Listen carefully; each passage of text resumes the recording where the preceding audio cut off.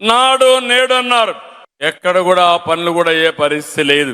7,876 కోట్లు విలువైన పనులు పూర్తి కాలేదు. 21,151 స్కూల్స్ లో బెంచీలు కూడా లేవు. ఇంకో పక్క మీరు చూస్తే వాళ్ళ హయాంలో గవర్నమెంట్ జూనియర్ కాలేజీల్లో విద్యార్థుల సంఖ్య 8% తగ్గిపోయే పరిస్థితి వచ్చింది. ఇప్పుడు నేను చాలా గర్వపడుతున్నా, ఇటీవల మినిస్టర్ గారు నో సీట్స్ బోర్డు కూడా స్కూల్లో పెట్టే పరిస్థితికి వచ్చారు. అంటే అడ్మిషన్స్ అన్ని ఫుల్ అయిపోయినాయని బోర్డులు పెట్టే పరిస్థితికి వచ్చారు. అంటే మీరందరూ గుర్తుపెట్టుకోవాల్సింది, ప్రభుత్వ స్కూల్ కి డిమాండ్ పెరగాలి. ప్రైవేట్ స్కూల్స్ తో కంపేర్ చేసుకుంటే మనకు బ్రహ్మాండమైన ఇన్ఫ్రాస్ట్రక్చర్ ఉంది, మంచి టీచర్లు ఉన్నారు. ఈ రెండు ఉన్నప్పుడు ఎందుకు చేయలేకపోతున్నాం? నాయకత్వం లేదు.